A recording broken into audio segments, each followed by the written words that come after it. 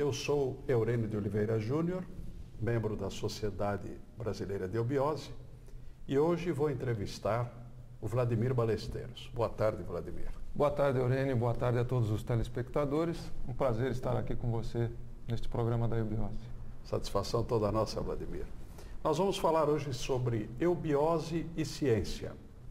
E eu gostaria, para começarmos, Vladimir, que você falasse um pouco da realidade da vida. O que é real, o que é ilusório? Qual o ângulo que nós podemos ver nesta divisão ou nesta separação? Bom, você sabe que todas as escolas iniciáticas do mundo, como é a nossa escola, a nossa Sociedade Brasileira de Eubiose, uma sociedade iniciática, elas trazem por cerne, por espinha dorsal, o estudo metafísico de todas as coisas que estão presentes no universo. E o ponto de vista metafísico é justamente a análise entre o que é real e permanente, em contraposição àquilo que é irreal e ilusório. Mas isso também é muito relativo. Por quê? O ilusório de ontem e o irreal de ontem acaba se tornando o real de hoje, não é? E o permanente nos dias atuais. Eu posso citar um exemplo que é bastante conhecido, acho que de muitos de nós, que é o caso dos gregos, há cerca de 2000 anos atrás, quando eles diziam que o átomo era a menor partícula de matéria da natureza.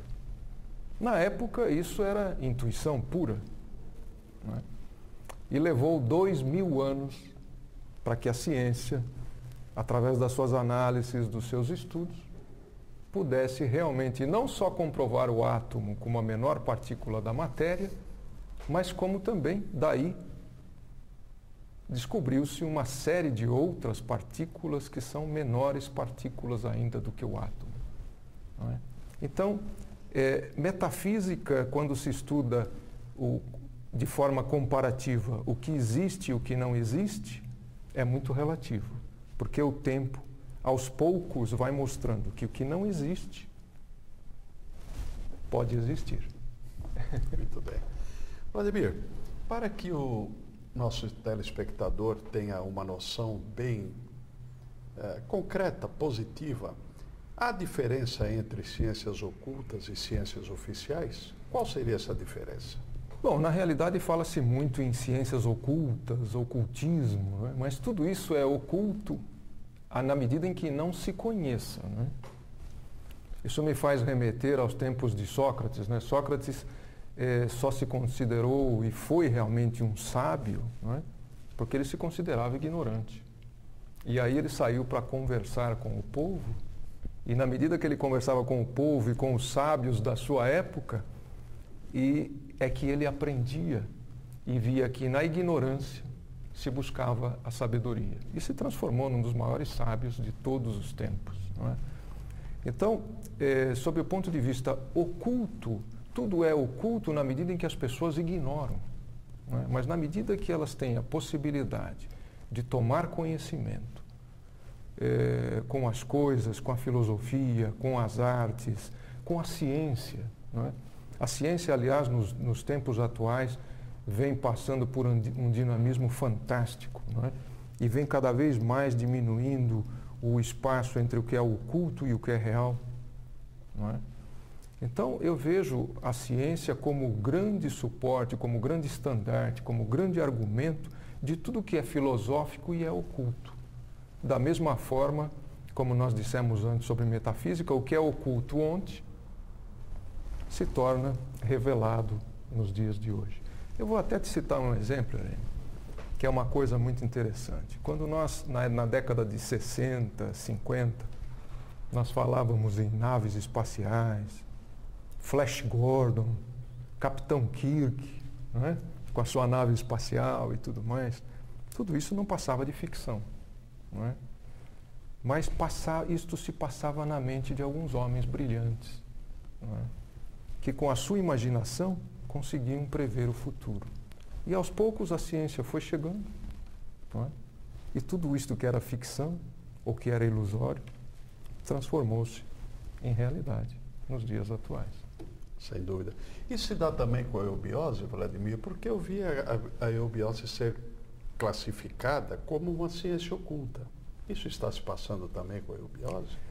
Olha, Aurélio, foi uma pergunta muito oportuna, porque eu vejo o seguinte. Inúmeras foram as revelações que o nosso querido fundador, Henrique José de Souza, nos deixou.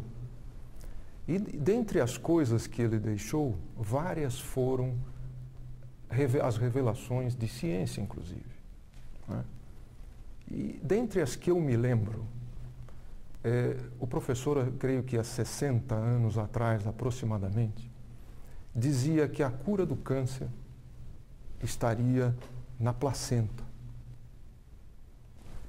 E veja que, coisa de década para cá, a placenta e o cordão umbilical devem se transformar nos grandes remédios da humanidade, não é? Por causa da célula-tronco.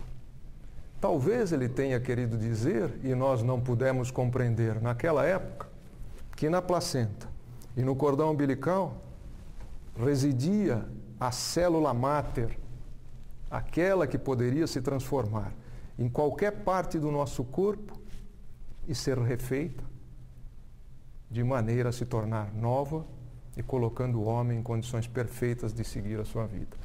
Então, aquilo na época poderia ser entendido como uma profecia, uma ficção, um absurdo, mas não demorou tanto assim para se concretizar naquilo que ele, Henrique José de Souza, nos citou há tantas décadas e que hoje a ciência estuda com bastante profundidade, e acredito eu que nas próximas 1 ou 2 décadas o homem estará se beneficiando disso.